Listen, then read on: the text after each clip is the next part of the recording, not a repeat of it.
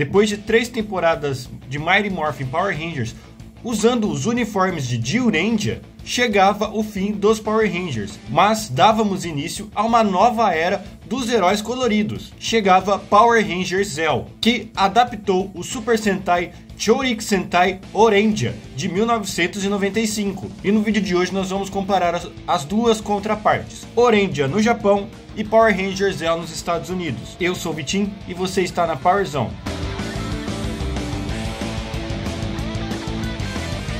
Eu sei que eu demorei muito, mas muito, para trazer esse vídeo, mais de um ano. Mas a verdade é que Orangia demorou muito para me conquistar e eu fui empurrando com a barriga enquanto eu ia assistindo outras coisas, produzindo outros conteúdos, e o tempo foi passando e eu não fui fazendo nada. Mas finalmente chegou o dia. Orangia versus Power Ranger Zell. Bom, então vamos lá, vamos começar pelas histórias, pelo plot de cada uma das séries. E vamos começar pela mais complicada, que é Power Ranger Zell. Por que Power Ranger Zell é a mais complicada? Basicamente porque o início de Power Ranger Zell conecta diretamente com o fim de Mighty Morphin Alien Rangers, na verdade. E eu vou precisar dar uma contextualizada do que estava acontecendo em Mighty Morphin Power Rangers, em Alien Rangers, pra gente conectar com o início de Power Ranger Zell. Então vamos lá. Quando Dom Ritão, o pai de Rita Repulsa, chega na Lua, ele arma um plano para que a rotação da Terra gire ao contrário, transformando toda a população do planeta Terra novamente em crianças. E com isso, os Power Rangers, agora crianças, não tinham mais nenhum tipo de conexão com a rede de morfagem ou com suas moedas do poder, impossibilitando eles de continuarem lutando contra as forças do mal. Billy chega até conseguir voltar a ser adulto com a ajuda de um dispositivo que ele criou, usando as moedas do poder como conduíte de energia, mas o Goldar e o Lord Zedd acabou destruindo as moedas do poder, impossibilitando que os outros Rangers também voltassem à sua idade normal. Então, para proteger a Terra, Zordon recorre a alguns antigos amigos dele, os Alien Rangers de Actar, e para fazer com que todo mundo volte à sua idade normal, Zordon revela a existência dos Subcristais Zell, ou do Cristal Zell, que era uma fonte de energia poderosíssima que poderia tanto restabelecer o poder dos Rangers quanto fazer com que a Terra volte ao que ela era antes. E para isso, os Rangers que ainda estavam sob o efeito da magia de Dom Ritão deveriam viajar no espaço-tempo para recuperar essa subdivisão do Cristal Zell. E toda essa viagem tempo-espacial era relacionada ao passado ou à história de vida da família deste Ranger. Por exemplo, a Catherine foi para a Austrália, já que ela veio da Austrália. O Adam acabou indo para a Coreia do Norte, já que a sua família era originária daquele país. E o Rocky foi para o México, também por conta da origem da sua família. Mas nesse ponto, as duas missões mais importantes são de Aisha e Tommy Oliver. Aisha foi enviada para uma aldeia na África, e ao ver o quanto a vida animal selvagem estava sofrendo, ela,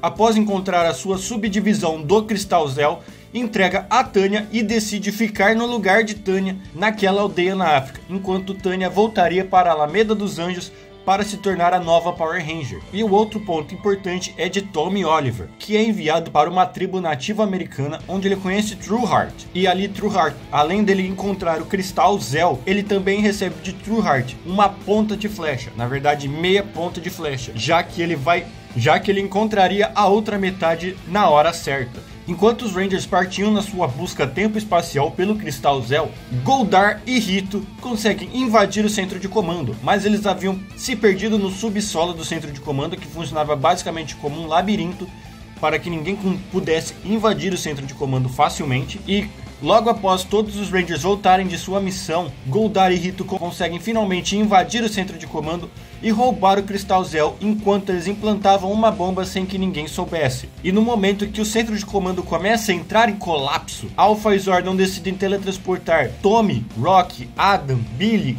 Cat e Tânia para fora do centro de comando, e eles veem diante de seus olhos o centro de comando ser completamente explodido de dentro para fora. E durante a explosão, Goldar e Rito acabaram deixando cair o Cristal Zell, o que impacta também na sua memória, já que eles passam a não lembrar de mais nada do que eles haviam vivido até então. E os Rangers acabam encontrando o Cristal Zell que estava caído no meio dos escombros do centro de comando. E quando eles entram em contato com o Cristal Zell, eles são enviados para o subsolo do centro de comando. E quando eles estão no subsolo do centro de comando, eles começam a ouvir a voz de Alpha 5, os guiando até um vortex que os levariam para a Câmara do Poder. A Câmara do Poder era uma câmara de contingência que Alpha e Zordon estavam criando em segredo dos Rangers, acreditando que um dia o centro de comando não seria mais tão seguro quanto eles acreditavam que eram. E enquanto isso, a gente vê a reconstrução da parte externa do centro de comando, ou da agora Câmara do Poder.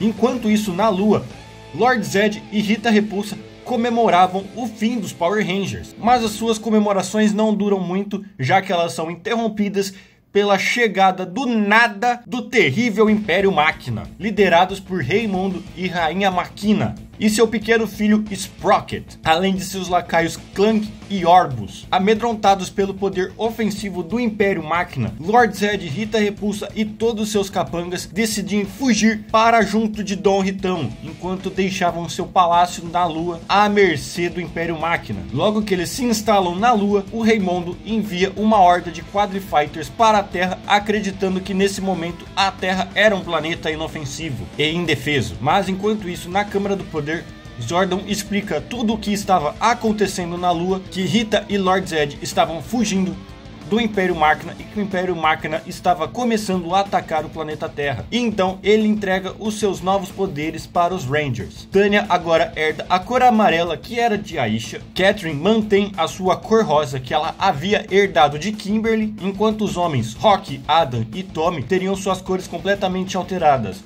Rock agora seria conhecido como o novo Ranger Azul, Adam seria o novo Ranger Verde e Tommy, líder da equipe, finalmente seria o Ranger Vermelho. Enquanto isso, Billy abriu mão de seus poderes, já que ele julgava ser mais importante para os Rangers dentro da Câmara do Poder do que no campo de batalha, dando assim a liberdade para que os 5 outros Rangers não tivessem problemas para escolher quem seria deixado de lado, já que existiam apenas 5 divisões do Cristal Zell. Em Orendia, 600 milhões de anos atrás, em Pangeia, foi-se criado um robô chamado Bacchus Fundo, que mais tarde veio a se rebelar contra os seus criadores, mas ele foi impedido e derrotado pelo King Rendia, que o baniu para as profundezas do espaço. Mais tarde, no ano de 1995, eis que Bacchus Fundo retorna à Terra, agora liderando seu império das máquinas Baranoia, ao lado de sua esposa e imperatriz Histeria e seu filho Bulldaunt, além de seus mordomos Atia e Kocha. Então coube ao chefe Miura selecionar e treinar 5 oficiais da UAO para se tornarem os Orendias, heróis treinados usando poderes oriundos das super energias de civilizações perdidas de Pangeia. E a ideia de Baranoia era aniquilar a humanidade e colonizar a Terra para estabelecer o novo planeta de Baranoia. Esse foi o plot básico das 2 temporadas. Vocês entendem a diferença de como foi para preparar o Power Rangers Zell? Agora eu vou falar um pouco de cada um dos personagens, assim como eu fiz no outro vídeo. Começando por Tommy Oliver, o antigo Ranger Verde, que mais tarde viria se tornar o branco e agora se tornaria o Ranger Vermelho. Power Rangers Zell foca muito em Tommy, já que no primeiro terço da temporada a gente vai conhecer um pouco mais do passado de Tommy, descobrindo que ele tem um irmão chamado David Trueheart, que ele era adotado e que ele era originário de uma família de nativos americanos. E é nesse momento, quando ele encontra o irmão dele, que ele descobre a verdade de que ele tem um irmão, que ele encontra a outra metade da flecha que eu tinha citado no começo do vídeo. Além disso, a gente ainda vai ver o desfecho da relação dele com a Kimberly, já que a Kimberly saiu da equipe para viajar, para treinar e se tornar uma grande ginasta, e os dois mantinham um relacionamento à distância. Mas ele vai receber uma carta com a Kimberly terminando toda essa relação, e nesse momento vai mexer bastante com a cabeça do Tommy, impossibilitando até dele conseguir pilotar o Zord de Batalha Vermelho, que era o seu Zord pessoal. Mas logo Cat vai conquistar o seu coração e ele vai passar a ter um relacionamento meio que bem tímido pra gente, uma relação mais próxima com o Cat. E também, após a aparição de Gasket, a gente vai ver que o Gasket faz uma lavagem cerebral no Tommy para que ele acredite que ele era o rei do Império Máquina e ele mesmo fosse responsável por derrotar os Power Rangers, já que era isso que ele queria, fingir que os Power Rangers eram maus enquanto o Tommy era o bonzinho e ele enfrentaria os Rangers 1 a 1 até derrotá-los. No final a gente vai ver que não deu certo. Do lado japonês nós temos o Capitão Hoshinogoro, o Oreto, o líder da equipe e é o protagonista clássico. Forte, fiel, determinado, confiável e assim como o Tommy, ele vai ter o seu próprio mecha pessoal, que em Oranger é o Red Puncher, e basicamente é só isso em que ele se destaca, já que, ao meu ver, ele é o personagem que mais carece de desenvolvimento e que os episódios focados nele giram muito em torno das missões. A gente vê pouco desenvolvimento pessoal do Goro. Adam Park se torna o Ranger Verde. E aqui o Adam mantém a sua personalidade tranquila, mais calma, mais retraída. Aqui em Power Rangers Zeo a gente já começa a ver que o ator, o Johnny Young Bosch, já começa a se sentir mais à vontade com o personagem, com o papel, com o ato de atuar, né? Com o fato dele ser um ator, ele já começa a se sentir mais à vontade. Então o personagem começa a ter mais destaque. E é ele que vai ter um vínculo mais próximo com Tanya, além de Cat, que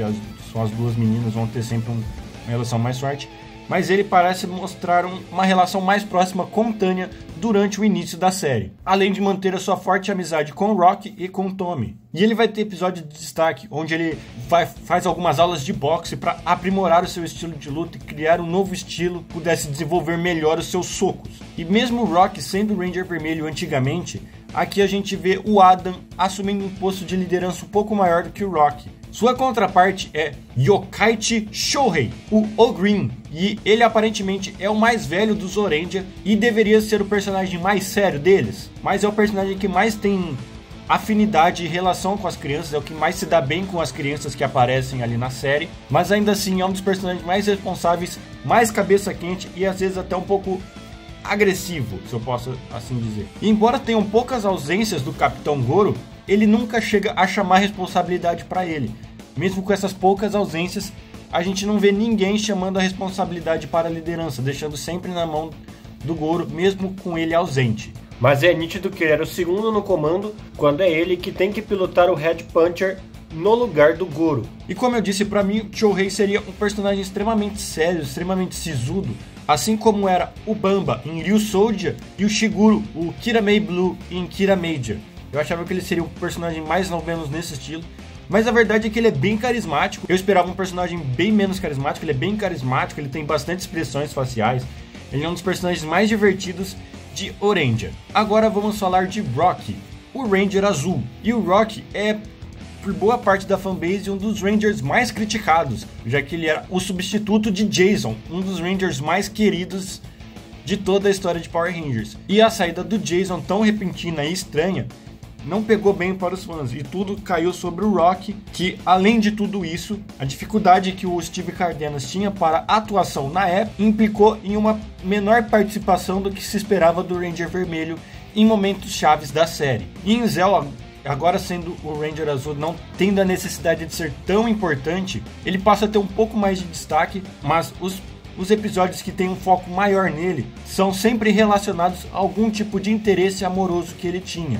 Mas o episódio que mais se tem destaque do Rocky é justamente logo após o Jason voltar à equipe como Ranger Dourado. Isso porque ele começa a se sentir substituído por aquele que um dia ele substituiu. E ele chega a fazer algumas cagadas, como tentar encarar o Raymondo sozinho no mano a mano, e ele acaba tomando um pau, mas no final vai resultar na morte do Raymondo.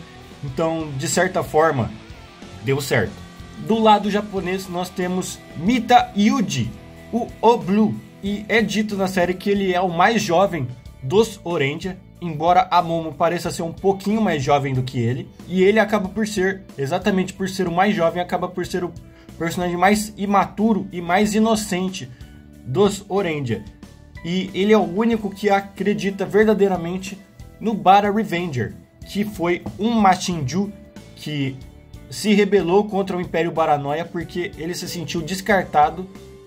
Ele foi descartado pelo Bacchus Fundo e ele queria vingança por ter sido descartado. E ele acabou fazendo uma amizade muito grande com o Yuji até o fim de sua vida de monstro. E o Yuji também parece ser um personagem que se identifica bastante com as crianças, tanto que algumas crianças de um vilarejo criaram um mecha de madeira, e ele é o único que se habilita a pilotar e brincar com as crianças ali naquele mecha de madeira. E o Yuji basicamente é isso que ele tem de destaque. Chegando no lado feminino da equipe, nós temos Tanya Sloan, a recém-chegada em Alameda dos Anjos. E ela foi a substituta de Aisha como a Ranger amarela na equipe. Isso porque a Aisha, como eu disse no começo do vídeo, optou por ficar na África, enquanto Tanya foi no seu lugar de volta para Alameda dos Anjos. Sendo uma personagem que ainda não tinha tido o seu desenvolvimento, porque era uma personagem nova, nos primeiros episódios, muita coisa gira em torno da Tanya.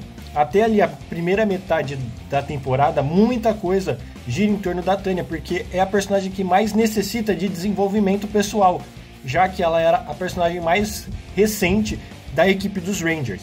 E logo no começo a gente já vê que ela começa a desenvolver um relacionamento com o Shawn, que era o capitão do time de beisebol da Alameda dos Anjos, mas que fazia diversas coisas que desagradavam a Tanya, como por exemplo colar na prova para se dar bem. Ele tinha esses problemas assim de caráter que desagradavam a Tanya, e vai chegar até o momento onde eles vão terminar, porque ele é muito machista e não aceita ela no time de beisebol. E ela também é uma personagem muito ligada ao lado musical, já que ela é uma excelente cantora, e tem um episódio até que ela chega a recusar um contrato musical, um contrato para começar a sua carreira musical, porque ela optou por continuar sendo uma Ranger e salvar o mundo. E ainda na segunda metade, quase no final da série, a gente vê ela reencontrando seus pais que haviam sido perdidos porque eles eram arqueólogos e estavam em busca de coisas valiosas.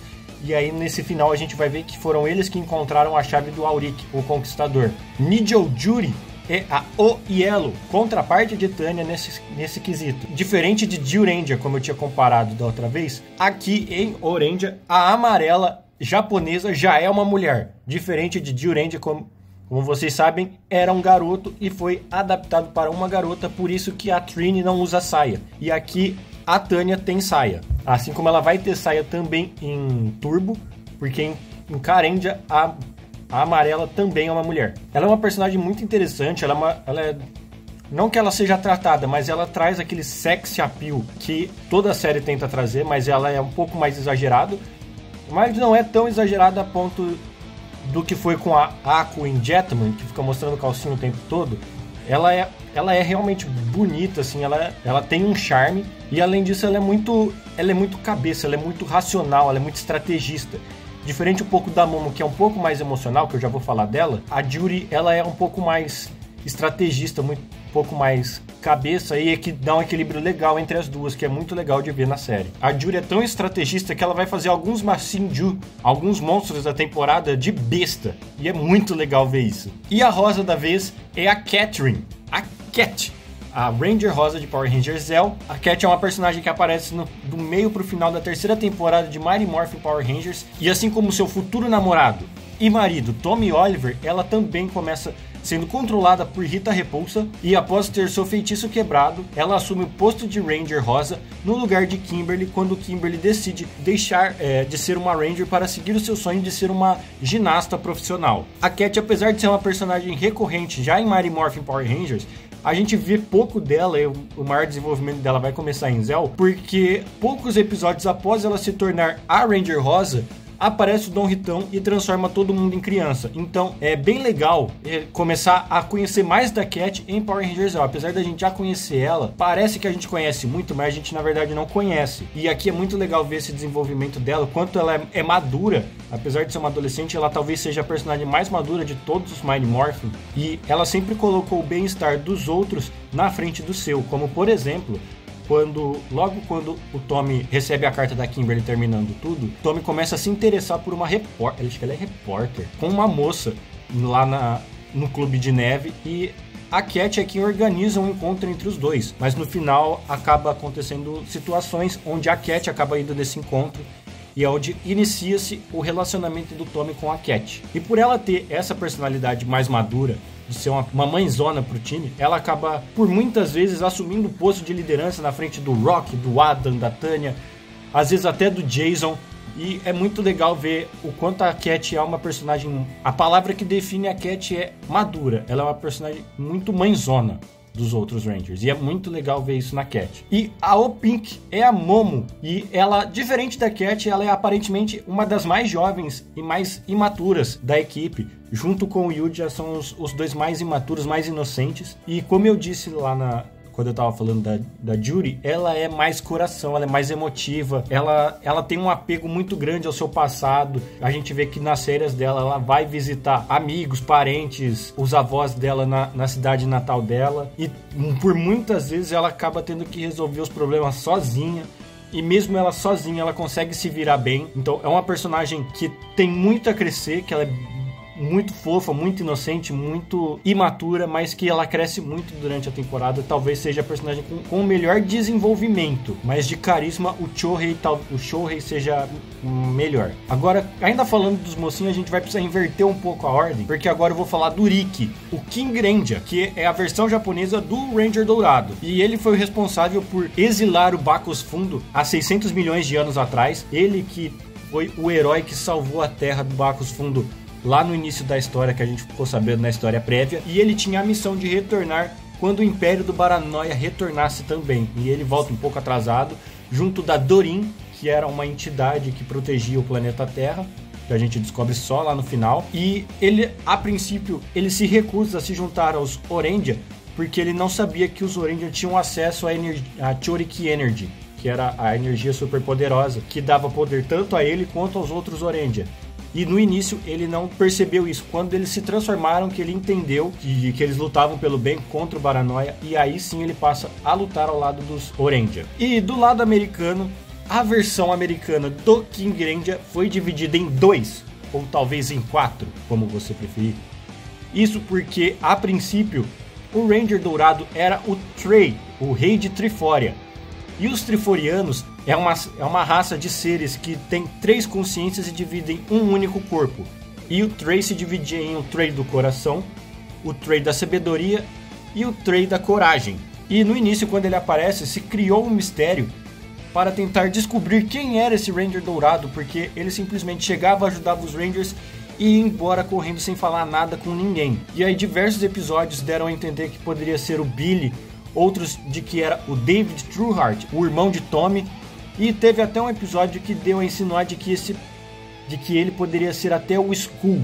Mas após a sua identidade ter sido revelada lá com os Actianos, quando o Trey sofre um ataque dos caçadores Vorax e ele acaba caindo lá em Actar, e os Actianos, a Delphine e o Cestro acabam salvando ele.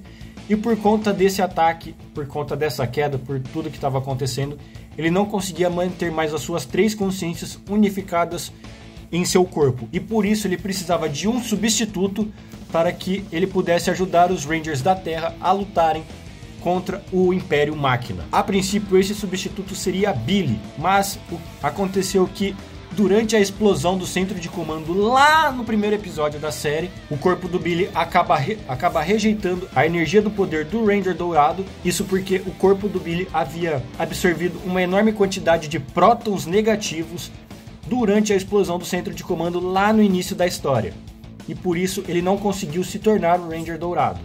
Então o Tommy diz que tinha um segundo candidato que era perfeito. E esse novo candidato não era tão novo assim. Ele era o antigo Ranger Vermelho, Jason Lee Scott. E eis que o Jason havia retornado da Suíça e estava pronto para voltar a se tornar um Power Ranger, que a gente vai descobrir que seria o seu terceiro manto Ranger. E o Jason aqui, como eu gosto muito de falar e eu sempre vou falar, é aqui que a gente vê maior parte do desenvolvimento do Jason como um personagem dentro da série, né? Porque nos quadrinhos a história é completamente diferente. E aqui a gente vê que logo que o Jason volta, ele tá preocupado em tentar não quebrar o clima que estava da equipe, já que com a saída dele, que realmente o Tommy é efetivado como líder, apesar dele ser nomeado líder antes mesmo do Jason sair. Mas a liderança do Tommy ela é mais escancarada com a saída do Jason, e ele tinha medo de que a sua volta impactasse nessa dinâmica da equipe. Mas o Tommy acalma ele e fala que não existe um Ranger mais importante que o outro e que todos ali estavam juntos num único objetivo, que era proteger o planeta Terra. E mesmo o Tommy sendo o líder, o Jason ele é tão badass, ele é tão imponente, que ele era um novato na equipe e ele assume a liderança em diversos momentos com a ausência de Tommy, principalmente quando o Tommy é sequestrado pelo Gasket. O Jason assume o posto de liderança e ele é um líder nato e é muito legal de ver isso. A mentoria dos Rangers ainda fica por conta da cabeça flutuante gigante Zordon e seu robozinho assistente Alpha 5.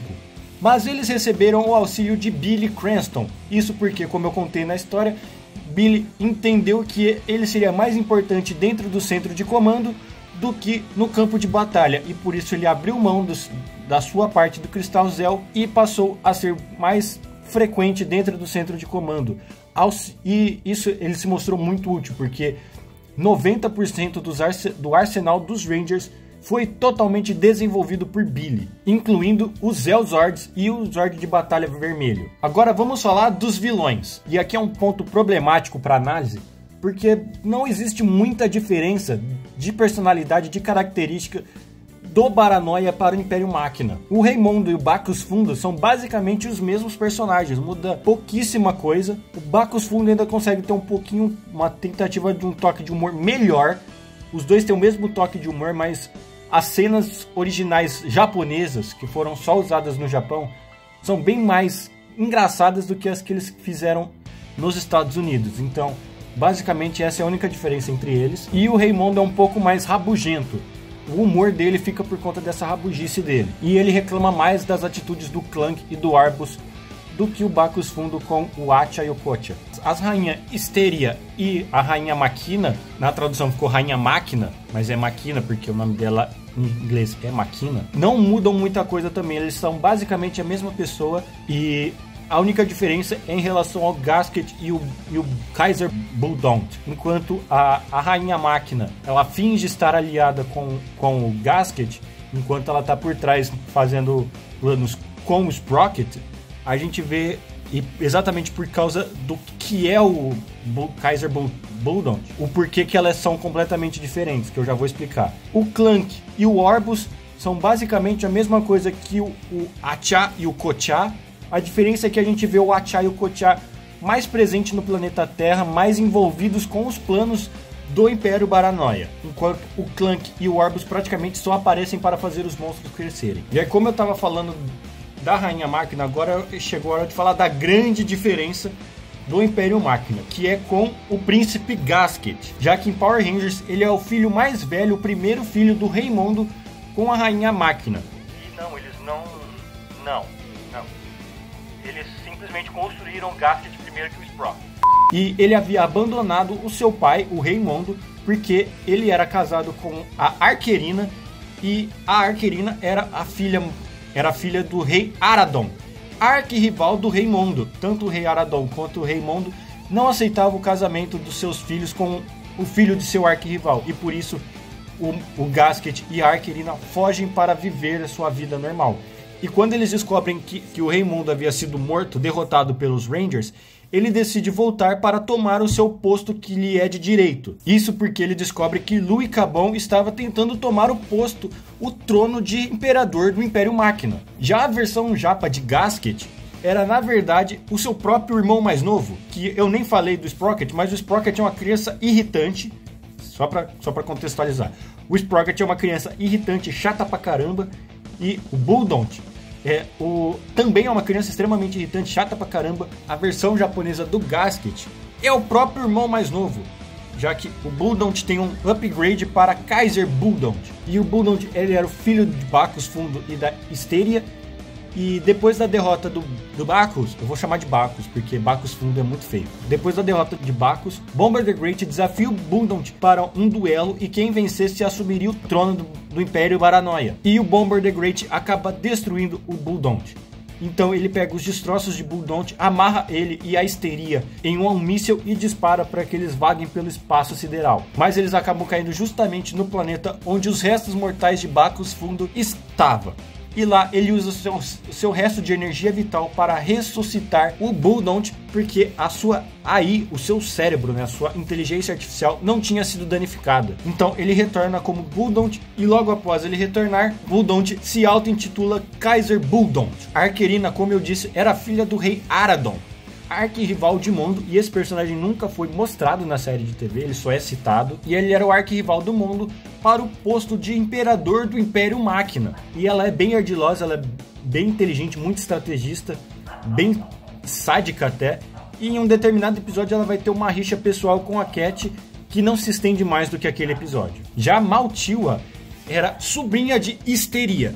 Havia sido colocada para adormecer até que chegasse o momento onde ela já havia sido prometida a casamento com Bulldont. Histeria usa o resto de suas energias vitais para trazê-la de volta à vida e se casar com Bulldont, se tornando a nova imperatriz do Império Baranoia. E junto do Kaiser Bulldont, os dois se tornam bastante sádicos, bastante cruéis, armando planos muito maquiavélicos. E esse final, como eu disse, é onde cresce bastante a série de Orendia. Outro personagem que merece ser citado, que eu já citei ele aqui algumas vezes aqui e ali, é o Louis Cabum. Louis Cabum serviu para ser o substituto inicial do Rei Mondo logo após a sua primeira queda. E a ideia era que ele fosse uma arma de Rita Repulsa para se infiltrar no Império Máquina e destruí-lo de dentro para fora. E o Louis Cabum ele era controlado por um controle remoto que os idiotas do Goldar e do Rito perderam. Então o Jason acaba encontrando, leva para o Billy e num momento crítico o Billy consegue reverter os efeitos desse e manda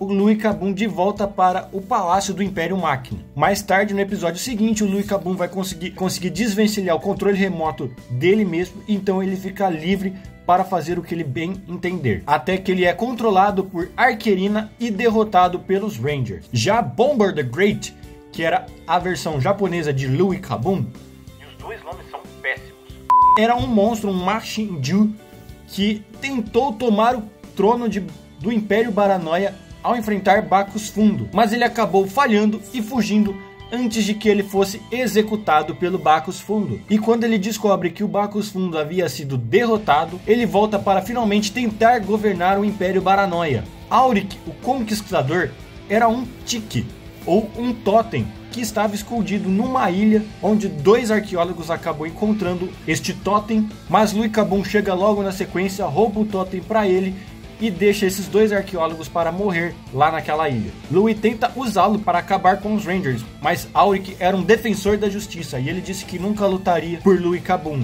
O Sprocket, vendo a situação, consegue enganar o Auric e força eles a enfrentar os Rangers, dizendo que os Rangers eram os vilões. E durante a luta, quando os Rangers citam Zordon, o Auric percebe que se eles lutam ao lado de Zordon, e todo mundo que luta ao lado do bem conhece o nome de Zordon, saberia que eles não eram maus, e fica por isso. E a partir daí, o Auric passa a ser um personagem pontual em alguns momentos do final da temporada. Ganmadin. Em Oranger, ele tem basicamente a mesma ideia do Auric, o Conquistador. A diferença é que ele funciona mais ou menos como um gênio da lâmpada. Aquele que conseguir encontrar o seu totem e abrir a chave recitando um cântico, ele vai fazer tudo que a pessoa quiser, realizar todos os desejos da pessoa. Só que ele é muito literal e ele não abre mão de realizar os desejos dele, mesmo que isso seja errado ou mesmo que a pessoa desista, ele não vai deixar de cumprir porque era o desejo da pessoa. E ele vai se envolver em diversos problemas, como por exemplo, quando ele encontra uma criança que queria simplesmente montar no O-Blocker, que é um dos Zords dos Orendia, e os Orendias não querem deixar porque é uma arma de combate, e aí ele vai lutar contra os Orendia porque simplesmente ele quer fazer a criança subir no O-Blocker. E o Bulldont também tenta passar a perna no Ganmadin, mas depois de um tempo o Ganmadin percebe que o Bulldont estava passando a perna nele e descobre que ele era um herdeiro do Baranoia. Embora o arsenal de ambas as séries sejam basicamente entregues para eles de mão beijada, sem mais nem menos, um detalhe que diferencia bastante uma série da outra é que Orendia, todas as vezes que eles precisam fazer um upgrade ou um Gatai nos seus mechas, os Orendiers têm que